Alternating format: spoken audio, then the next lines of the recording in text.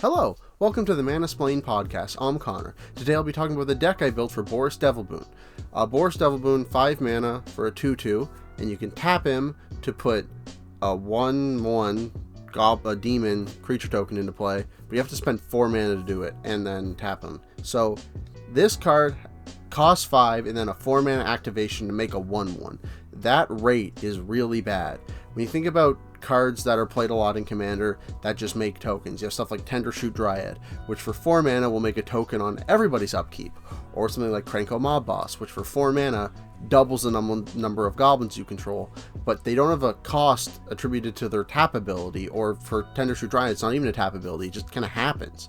So having a 4 mana cost to make this 1/1 is very steep and very bad. So keeping that in mind, I wanted to get the most I could out of these demon tokens, turning them into card draw, turning them into removal, and stuff like that. So I tried to make the deck very synergistic in that sense and be able to use the tokens in the best way possible, because you are spending a lot of mana to get them. So I really hope you like the deck, and let's get into it. Don't forget to like, subscribe, and comment.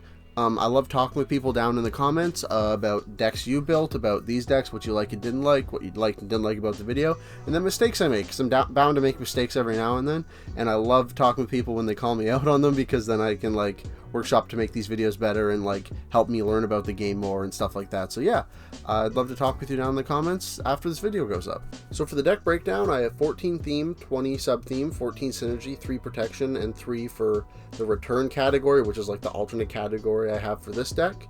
The theme is token generator, so other cards that generate tokens besides Boris. This is because I have a lot of payoffs for creatures dying or sacrificing creatures, so I just wanted to have other cards so I'd be able to have enough tokens that I wouldn't be running out of tokens to sacrifice while I'm going through all of the cards. And then the sub-theme is all of the sacrifice outlets in the deck. Some of them are instants and sorcery one-offs, while others are creatures or enchantments or artifacts that let you sacrifice over and over and over. And then the synergy cards are the cards that are sacrifice payoffs. They like deal damage, gain you life, and other things like that. And then only a couple protection spells, because Boris is so weak that he's not going to be the card your opponents are going to be removing. They're going to be removing the cards that are your pieces, like your sub-theme pieces, the cards that are actually draining the life from your opponents. So because of that, I didn't run a lot of protection cards because I wasn't trying to protect Boris, and there's so many different sub-theme cards in the deck that you don't need a lot of protection, because I'd rather just draw another sub-theme piece than draw a protection piece at that point. And then return, I do have a bunch of creatures in this deck, so having some cards be able to return them to my hand or return them to the battlefield lets me not just have to sacrifice tokens to fulfill these effects. I can sacrifice just regular creatures to also get this the death payoffs. So for the rest of the deck, I have 11 draw, 13 ramp, 10 removal, 0 board wipes, and 36 lands. The reason I'm not running any board wipes is because I have a couple cards that are permanents that are removal, so they remove multiple times over and over and over, and because of that, I didn't think I was going to need the board wipes. Also, the board wipes I would want to use in this deck, they're really expensive, something like Plague Wind that doesn't hit any of my creatures, and I just found that those really expensive ones, or even Rain of Daggers, like, I just don't think they're going to be as useful in a deck like this when you're running so much removal that can be reused. So yeah, that's why I'm not running any board wipes. So altogether, that's 25 crossover cards. That's 25 cards that fulfill multiple categories at once. That is such a high number. When I'm building a deck, I want to have at least 10 crossover cards, because when you have multiple cards that fulfill multiple roles, your deck runs better and it's smoother, because whenever you draw a card, there's a chance that, hey, it could do multiple things here. It could be removal, or ramp, or card draw. So having these cards fulfill multiple roles at the same time is so helpful, and this 25 here makes it so that the deck just runs smoothly. Also, having 25 crossover cards, which means you're going to see 25 of the cards in this deck multiple times throughout the video, because they fulfill multiple slots. So I won't go over them the multiple times, but I will just touch on them and be like, hey, this card's here because it was also in this category, and it's really good because of that. So now for the theme. The theme is token generators, like I said earlier, just all the tokens so that you can sacrifice them and use them for a bunch of shenanigans. So yeah, here's all the token generators I have in the deck. So the first 3 cards aren't necessarily token generators, but what they do is they let you activate Boris more. So Battle Mage's Bracers and Illusionist Bracers double up on Boris Devilboon's ability, so that when you activate him, he makes 2 demon tokens. Battle Mage's Bracers requires you to pay 1 to get the doubling effect, but Illusionist Bracers just gives you the doubling effect outright, which is fantastic. And then Heartstone reduces the cost of activating him by 1, so it gets it down to 3, which still sucks, but is a lot more manageable. So yeah, these 3 cards fantastic in the deck, and if you ever have a commander with activated abilities that are like this or cost mana, highly recommend running these. These are awesome. So these are the token generators that activate once per turn that give you haste to those creatures, so you can attack with them immediately, but they also get sacrificed before the end of the turn, usually, unlike Loyal Apprentice, that one sticks around. And so because of that, you get the 1 attack at them. It doesn't really matter if they die during combat, because they're going to die at the end of the turn anyways. But if you can get the damage in without them dying, you can then sacrifice them to other abilities in your second main phase. So yeah, these cards are great because you don't get to keep tokens for blockers, unfortunately, but you do get to get that attacker with them and then use them later on in the turn in case they do survive the combat step. And then these are the cards that make a token once per turn. Great Unclean One makes 3 at once per turn, and the other one just make 1. But yeah, Great Unclean One, probably one of the strongest cards in the deck. Like, holy crap, this card's insane. Goes in any token deck with black, or any life gain deck for that matter, just because the amount of value Great Unclean One will get you through a game is insane. And yeah, then Zariel and Ob Nixilis being planeswalkers that you can get tokens out multiple times are fantastic. And the Ob Nixilis draining everyone for 2, and then you gain 2 because the tokens being made by Boris are demons for Ob Nixilis is awesome. So yeah, all these cards are also fantastic in this deck.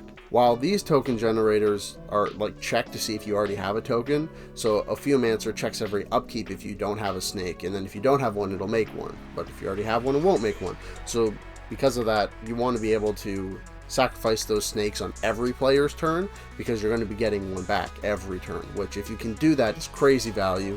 And then Jadar, Ghoulcaller of Nephilia, he checks on your end step if you have a creature with Decayed. So creatures with Decayed, they can't block, and then if you attack with them, they sacrifice them at the end of combat. So this is basically supposed to work how you play him, and then at your end step it makes the Decayed zombie, and then when it comes back to your turn, you get to attack with it, it gets sacrificed, and then you, on your end step, you make another Decayed, and you keep looping that. It just loops with itself in that way. But if you can attack with them, and then before they get sacrificed at the end of combat, use some kind of ability from like a creature or an enchantment or something to sacrifice it, you can get extra value out of that, which is great. So yeah, I like both of these, especially a Geomancer, because if you can get that looping every turn, that's amazing. And then finally we have Grave Titan and Ogre Chitterlord. These are, well, Grave Titan is the like OG, and then Ogre Chitterlord's like kind of like a copy of it, where Grave Titan makes 2/2/2 black zombies on ETB and on attack, which is phenomenal. Like, that amount of token generation is crazy, and if it dies, you can recur it. When it enters, it brings 2 more 2/2s back in, and when you attack, it makes 2 2/2s. And this thing is 6 mana for 10 power. Like, that's it's kind of wild. And then Ogre Chitterlord is not as strong because the rats that it makes can't block, but if you control 5 or more of them, they get +2/+0 until end of turn.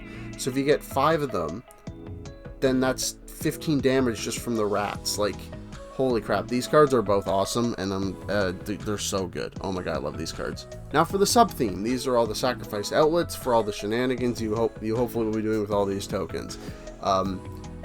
With that, some of them do have a mana cost to them to activate them, which kind of hurts because Boris is so mana hungry. But because of that, usually the ones that have a mana cost assigned to the sacrifice outlet usually are a bit stronger. They can draw you cards, they're removal. So yeah, because of that, the sub-theme is pretty powerful when you get all the tokens rolling. So these are all the sacrifice outlets that deal damage. Lysolda is probably one of the strongest cards in the deck, and it's funny, Boris, the tokens Boris makes are black and red, which is important for Lysolda, because if the token is black and red when it sacrifices it, it'll deal 2 damage and draw you a card for 2 mana, that's crazy value. Like, that's so good. And then Goblin Bombardment, classic, sack, deal damage to any target, amazing. And then Attrition, pay a black, sacrifice, destroy target non-black creature. That Oh my, that removal is crazy. If you're up against a mono black deck, you're kind of screwed. But for anything that's non-black, this thing just will hose decks. It's crazy. And then yeah, Ob Nixilis has casualty, so when you cast them, you can sack any token, and then based on its power, it'll enter the battlefield with X being the loyalty of it. So like you sack a 1/1, it'll enter with 1 loyalty, which isn't really that big of a deal because its +1 is draining, and then once you get it big enough to 3, you can then minus it to get it back down to 2, make a token, plus it again, and kind of loop that on itself. Yeah, having 2 Ob Nixilis out will start draining your opponents for a lot of life really quickly. And then Gut,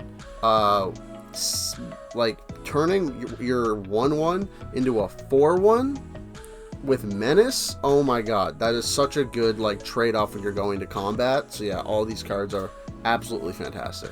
So these are all the sack outlets that will draw you cards.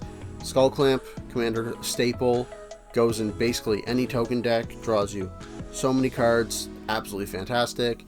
Vampiric Rites, which I think I've seen before building this deck, is pretty steep at a 2 cost, but also gains you a life, so the sustain can help you keep you in the game.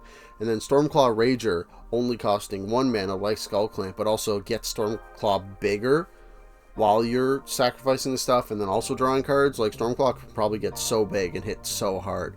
That's awesome, and it's probably it's gonna like pull removal towards it because it's probably gonna get so big that it's gonna be hitting really hard. And then Tevish Zat, Smothering Abomination, and Rowan's. Tevish Zat and Smothering Abomination are once per turn, and then Rowan's Grim Search is a bargain card, which is a new mechanic they added in the newest Eldraine set, Wilds of Eldraine. And as you cast it, you can sacrifice artifact, enchantment, or token, and it gives you bonus effects, makes the card stronger, which is really cool. But yeah, Smothering Abomination, Tevish Zat. These cards are like super good. Tevish Zat making 2 tokens with his +2, and then his +1 sacrifices creatures to draw cards. Like it's like you would think his plus would sacrifice and draw cards, then and then his minus would make tokens, or vice versa. But no, he just has 2 pluses, which is absolutely wild. Like Tevish Zat's so strong in a token deck, it's kind of crazy. And then Smothering Abomination, drawing you a card whenever you sacrifice a creature, which is kind of insane. It just makes all of your other cards, like Vampiric Rites turns into draw 2 cards and gain a life. And yeah, no, it's absolutely wild. Smothering Abomination, another one of the strongest cards in the deck for sure. So it's kind of a spoiler for later on, but this is the 3 cards from the return category, and they're all also in the sub-theme because they all require you to sacrifice a creature, which sacrifice your tokens and stuff. Hell's Caretaker being repeatable because you just tap it to sacrifice a creature, which it can sacrifice itself or one of your tokens to return something to the battlefield. Like, that's kind of nuts. The way you, like, there are definitely other decks that could loop this super well, say like a Triplicate Titan and oh my god, a Wormcoil Engine, like looping those, sacrificing those back and forth, just making a crap ton of tokens. Like, Hell's Caretaker is really cool, and I wish like it could be a commander, because I'd love to build a deck around that mechanic. Maybe there's a commander out there that taps to sacrifice and reanimate something that I just haven't seen. But yeah, that looping that sounds bonkers. And then Victimize and Blood for Bones, they're both sorceries that are just the one-time reanimate, but they're both very good because they're both 2 cards. Blood for Bones does return 1 to your hand and 1 to the battlefield, while Victimize returns both to the battlefield. So they do have different cases there, but yeah, both these cards are absolutely great, and Hell's Caretaker is phenomenal. Card's so cool. And then these are all the removal spells that are 1 mana, except Fatal Grudge is 2. These are all so cheap because you have to sacrifice something in addition. Annihilate and Glare, Bone Shard, Spark Harvest, and Eaten Alive all hit creatures and planeswalkers, which is, like, the versatility there is awesome. And then Eaten Alive also exiling is crazy. Like, that gets past Indestructible, which is amazing. And then Lash the Balrog, only hitting creatures, not as good, but I mean, it was just another one to put in, and it's a Lord of the Rings card, and Lord of the Rings is awesome, and yeah, just had to put it in there because it's great. And then Fatal Grudge is really interesting because it can hit anything, sort of. It's conditional, as in, like, you need to sacrifice something, and then everyone else has to sacrifice something of the same type, which is really cool. Like sacrifice enchantment, artifact, like yeah, it can hit everything, which is really neat. And then it also draws you a card. It's a really cool card. I don't think I noticed it when the Streets of New Capenna set came out, but yeah, it's really awesome. I don't know if I'm gonna be running it in more decks because of it's a 2 for 3, because Game of Commander, you hit all 3 of your opponents, but you're spending 2 cards on it. And while that is a better rate, like, because it's sacrificing and not targeted removal, it's not necessarily fantastic, because, like, if they have enchantment tokens, like a roll token, for example, if you sacrifice enchantment, they could just sacrifice that instead of, like, a key piece. So while it's worse than targeted removal, it's still very useful, because say they only have 1 planeswalker out, and you have a planeswalker you don't need anymore, you can hit it, and also this can get past indestructible and hexproof and ward and stuff. So yeah, Fatal Grudge, very interesting card. Don't know how much play I would use it in other decks though. Now for the synergy category. This is the category that is all the payoffs for sacrificing stuff. They don't necessarily do any of the sacrificing themselves, but they will reward you for having all of your stuff die. So these are all of the sacrifice or death payoffs that get you life back in addition to draining your opponents. These are all like fantastic and like classics, especially Zulaport Cutthroat. It's run in so many decks because it's at 2 mana and hitting everybody. It's so efficient. And then Bastion of Remembrance, making you a token when it enters, is also phenomenal. And then Vindictive Vampire at 4 mana hitting everyone is unfortunate, but it's still like just another effect like that to pile on the damage. So yeah, it's in the deck, but I wish it was like 3 mana like Bastion of Remembrance, or like, I'm glad it's not another 2 mana card like Zulaport Cutthroat, because if we had too many of those decks would just be so much damage. So yeah, these cards are all great. Vindictive Vampire, a little less so. Then you have Impact Tremors, Witty Roastmaster, Mirkwood Bats, and Sir Conrad the Grim. All of these deal damage without gaining you life. Mirkwood Bats is kind of nuts because it triggers on creation and sacrifice of tokens. So each of your tokens gets to deal 2 damage because of Mirkwood Bats, which is wild. And then Sir Conrad the Grim, probably being another one of the best cards in the deck, triggers whenever any creature gets put into a graveyard. That means when it's discarded, if it's milled from the deck, or if it dies on the battlefield, everyone takes a damage. Sir Conrad is crazy. So it's one of my favorite payoff cards, and I put it in a ton of decks just because the amount of value and the amount of damage it can deal over the course of a game. Because say your opponents have like 5 creatures out, and then board wipe happens, everyone takes 5 damage from just those creatures alone. So, and then you have some extra creatures, your opponents have some. Sir Conrad is crazy. Love that card. I try to get into as many decks as I can that is doing like a lot of removal or death triggers, because it's just wild. These cards are crazy. Oh my god. Reaper from the Abyss. I didn't know about this card until I was building this deck. This happens a lot in this series. I'm finding out about cards I did not know about, but holy crap, Reaper from the Abyss. If you have a creature die each turn, you just get to remove stuff like crazy. This card is wild. I cannot believe I didn't know this card existed until making this deck. Maybe I'm just not looking up the right cards. Also, his Scythe looks awesome. Love that. But holy crap. He's crazy. Like, this card is so strong.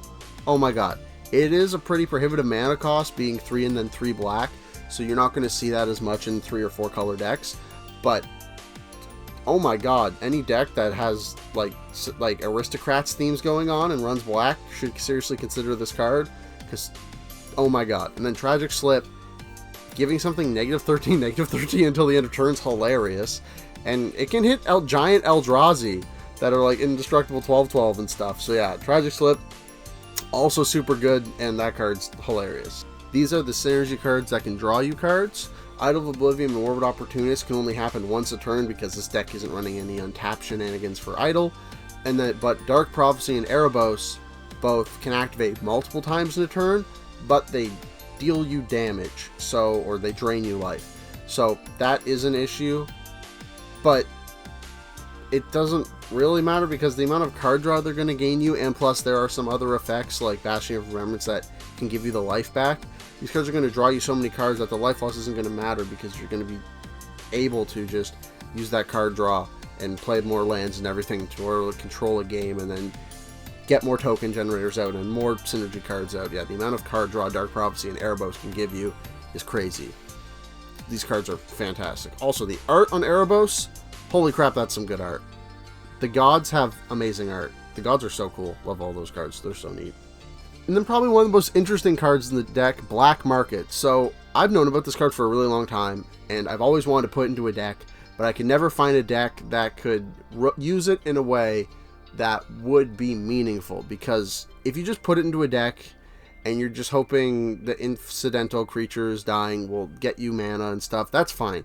But I wanted to put it into a deck where you could be getting so much mana off this card that would kind of be stupid. And I think this is the deck for it. Like, with the amount of tokens you're going to be making, and then sacrificing for this ability, that ability, dying during combat, whatever, like, sacrificing your creatures to kill your opponent's creatures, like, this card is going to rack up so many counters, and it's going to make you so much mana. Like, it's going to be wild.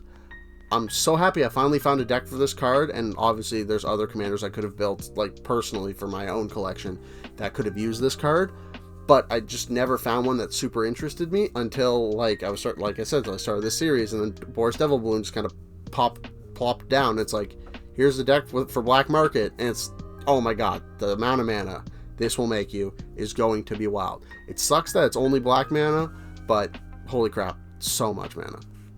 Now for the protection spells. Like I said before, I only have 3 of them in the deck because you don't really need to give your commander protection, because no one's going to be killing Boris, because his mana value is like, and his rates for creating the tokens is so low, and the problem cards in the deck are the Subtheme cards and synergy cards and all the stuff that you can do with the tokens, not necessarily making the tokens themselves.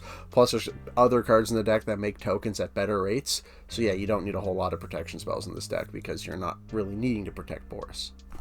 So the 3 protection spells I have in the deck: Kai's Ghost Form, Lightning Greaves, and Swiftfoot Boots. Kai's Ghost Form is probably one of my favorite cards in Commander. I put it in every black deck I build just because it's so strong, and the ability that it just essentially negates one piece of removal, whether it's a kill trigger, or like a destroy trigger, or exile, like, it's so strong. And the fact that you can also put it on planeswalkers too, like, this card's absolutely bonkers, and yeah, it's just so strong. And then obviously Lightning Greaves and Swiftfoot Boots, just commander staples. It's kind of hard to not run them in decks, just even if you have like a couple creatures in them, because the value they give you with you just giving your commander protection, even if that doesn't need to be, and also the haste for just other stuff. Yeah, these cards have crazy value, and I also try to put them in every deck that I can. Now for the return category, this is the little extra category I added in. You already saw the cards in an earlier category because they do fit in multiple at the same time. There's some of the 25 crossover cards in this deck, but I'll quickly run through them again. So Victimize, Hell's Caretaker, and Blood for Bones, showed you them earlier, and yeah, I'm still like, Hell's Caretaker, so good. I still can't believe how good that card is, and yeah, like I said earlier, I'm definitely going to try to put it in more decks. Now for the draw category. So a lot of these cards you will have seen earlier. I can't remember if all of them are in the other categories, but it might be so, just because like having all of your draw cards linked to making tokens or sacrificing creatures and stuff makes it so that like you're gonna make sure that you draw your cards and you're gonna draw a bunch of cards, but also makes it so that they fit in multiple categories at the same time, which is always a good thing. So you've already seen all these cards before. These cards are fantastic. Don't really need to come over there again, but yeah, Smothering Abomination, probably the best draw effect in the deck, just because off every sacrifice, it's so good. Like I said earlier, Lysolda, probably one of the best cards in the deck, along with Skull Clamp. Just the value that those cards give you is absolutely crazy. And then Erebos and Dark Prophecy, just drawing cards whenever a creature dying. You are losing the life, but so efficient and so many cards, it's kind of nuts. And then finally Vampiric Rites and Rowan's Grim Search, more just more sacrifice card draw stuff. Yeah, the card draw category is all the cards you've already seen before, but that's because the deck is so synergistic. Now for the ramp category. Because this is a black-red deck without access to green, you can't run a lot of land ramp. There are some land ramp cards you can run, but they're artifact stuff, and then a lot of artifact ramp, because that's really what you're limited to in these colors. But it's okay, because with some of the return cards there, you can recur some of the ramp effects that get you lands. So these are the 3 ramp effects that get you lands. Wayfarer's, Burnished Heart, Summon Lacrum, they're all fantastic. Wayfarer's and Solemn only get you 1 land, while Burnished Heart you have to pay 3 sack it, which gets you 2 lands. So Burnished Heart's kind of like a 6 mana, get 2 lands, but because the cost is split up over 2 turns, it makes it more valuable because you can get it out and do that earlier. And then Summon Lacrum, whenever it dies, it draws you a card. So Summon Lacrum plus like all the sacrifice stuff going around, you'll be able to draw a card with them, and then if you have any of the return effects, you bring it back out, get another land, sack it. Summon Lacrum is awesome in this deck, and any deck that can recur stuff. It's just so good. So these are the ramp artifacts that can get you all the colors in this color identity, being black, red. Guild Lotus is really interesting here because it tapping for 3 mana, it can pay for most of Boris's cost, and then a lot of his tap abilities cost. So Guild Lotus, very good here in producing a lot of mana, which this deck needs. These are the cards that can only produce 1 color of the 2 colors of mana. Charcoal Diamond and Fire Diamond entering tapped is kind of a feel bad. You want your mana rocks to be untapped, that way you can chain them into themselves, but with it being kind of limited here and wanting the colors, you're kind of, I think you need to play them. And then like I talked before about Black Market, that card is insane. It's going to make you so much black mana. It's kind of wild. And then these are the colorless mana producing cards.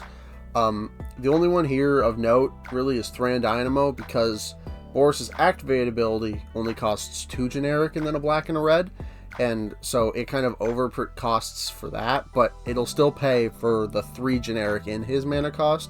So if you ever tap it to activate his ability, you'll have 1 generic floating, and hopefully you have something else you can pump that mana to, like one of the cards that has a cost to sacrifice one of your creatures.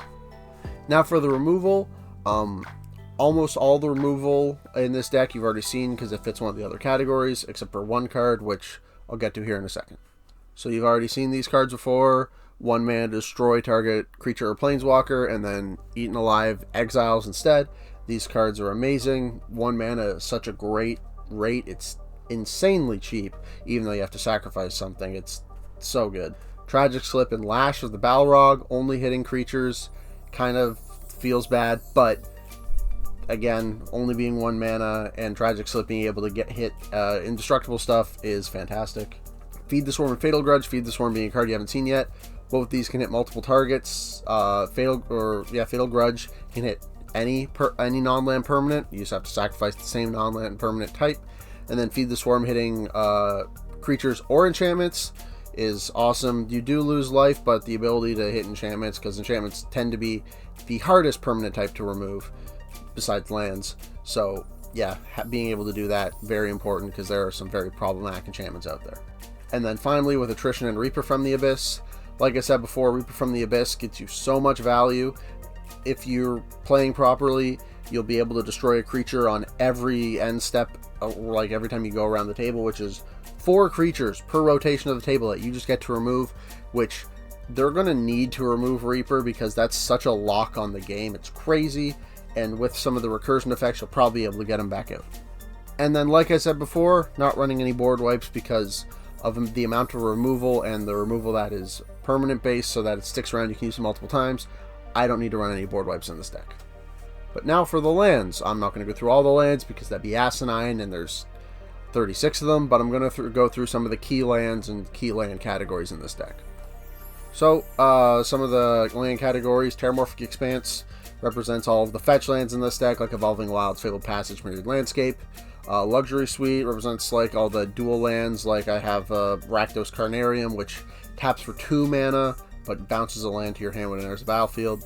I will say, I'm going to probably say this in all my videos where I'm working on commanders that have multiple colors, but Wizards needs to print all of the Battle Bonds lands in the precons because they're designed for multiplayer formats, and this is, and like, just print them in the commander precons. Holy crap. Anyways, Westphal Abbey and High Market are both sacrifice outlets on commanders, which is really interesting.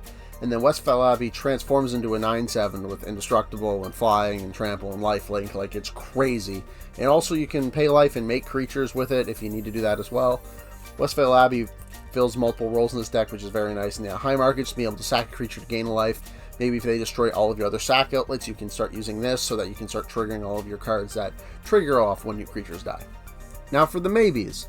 These are the cards that didn't quite make the cut, and if I had the room, I would add all these cards in, but unfortunately some cards have to get cut, and these ones just didn't quite make it.